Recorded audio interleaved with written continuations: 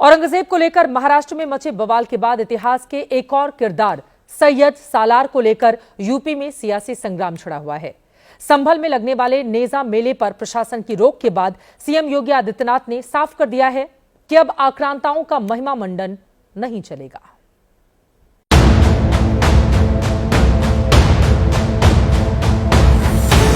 बहराइच में सैयद सालार मसूद गाजी की मजार पर यह हुजूम पिछले साल का है। मजार 14वीं शताब्दी की है। यहाँ मुरादे मांगने का सिलसिला 600 साल पुराना है। सालार की हस्ती अब तक एक सूफी संत की रही है, पर हो सकता है आगे ना रहे। सैयद सालार मसूद सूफी संत या लुटेरा? सैयद सालार मसूद फकीर या आक्रांता? सैयद सालार मसूद योद्धा या एंटी हिंदू? यही वो सवाल है जिनके बाद सालार मसूद के उर्स को बंद कराने की मांग उठ गई है। कहा जा रहा है कि औरंगजेब की तरह सालार भी विदेशी आक्रांता लुटेरा था, तो उसके नाम पर उर्स क्यों? सालार के विरोध का ट्रेलर यूपी पुलिस ने ही संभल में उसके नाम पर होने वाले सालाना मेले पर रोक लगाकर दे दिया था।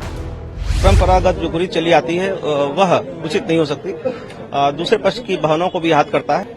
जो कमेटी थी उसे अवगत कराया गया है कि यह अवैध कृत्य न करें और इसकी अनुमति नहीं प्रदान की गई है। और इसके आगे की पिक्चर यूपी के सीएम योगी आदित्यनाथ ने आज साफ कर दी। योगी ने सालार का नाम नहीं लिया, लेकिन यूपी में आक्रांताओं का महिमा मंडन नहीं होगा, ये कहकर बहुत कुछ कह दिया।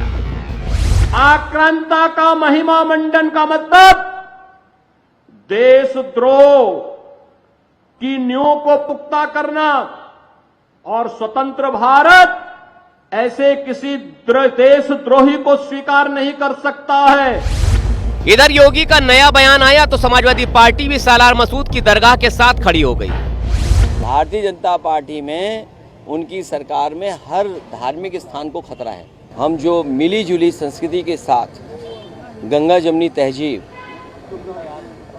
आपस में जो हम मिलकर के रहते हैं, जो हम एक दूसरे का सम्मान करते हैं, दुनिया में कम देश होंगे जहां पर इतने धर्म, इतनी जाति के लोग एक साथ रह रहे हों। सालार मसूद गाजी पर टकराव के और भी रास्ते खुले। बहराइच के साथ मुरादाबाद में भी हिंदू संगठनों ने मांग उठा दी कि सालार के नाम पर यूपी में हर एक मेला बैन हो।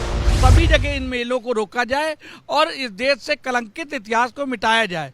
जिन जिन लोगों ने इस हिंदुस्तान की आबरू इज्जत मंदिरों पे, मठों पे, आश्रमों पे, हिंदू बहन बेटियों की आबरू पे हाथ डाला, धर्मांतरण अवैध रूप से कराया, कत्लेआम किया, उनके इतिहास का यहाँ से क्या लेना देना।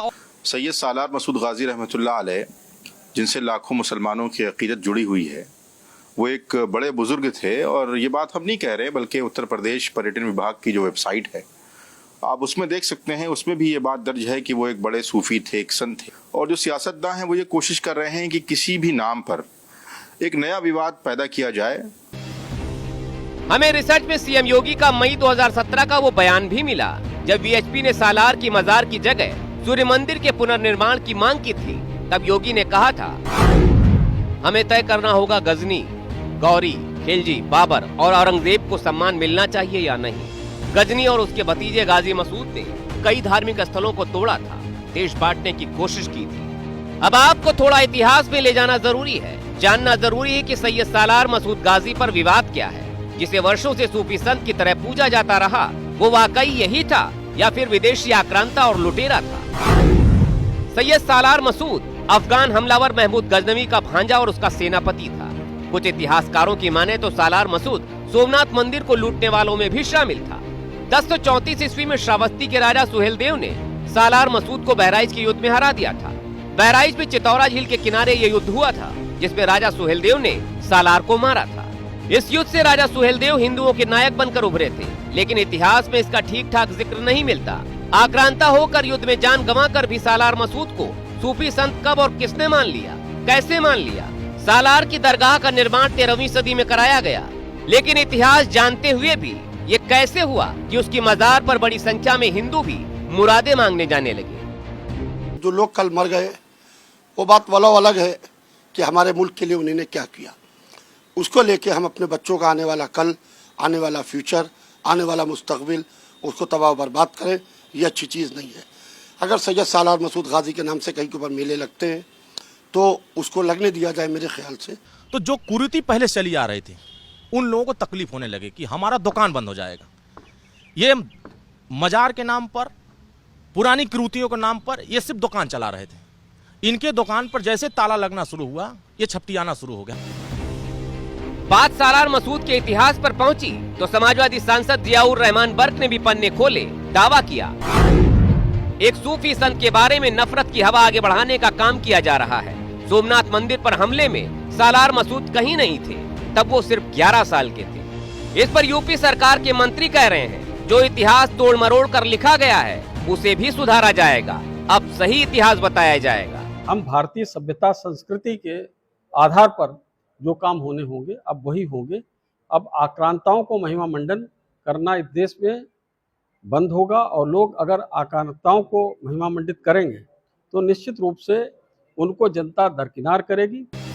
इस पूरी तनातनी में एक चीज है जो देखने लायक है कि योगी सरकार के कई मंत्री और हिंदू संगठन औरंगजेब की तरह सालार मसूद को भी लुटेरा और आक्रांता बता रहे हैं, लेकिन यूपी सरकार के पर्यटन विभाग की वेबसाइट में वो अब भी 11वीं शताब्दी का एक इस्लामिक संत है। मुस्लिमों के साथ हिंदुओं में भी उसकी इज्जत बरकरार है। अब सवाल यह है कि कब्रों और मजार को लेकर उत्तर प्रदेश की चल रही सियासत क्या विधानसभा चुनाव तक ऐसे ही जारी रहेगी, ये सवाल बड़ा है।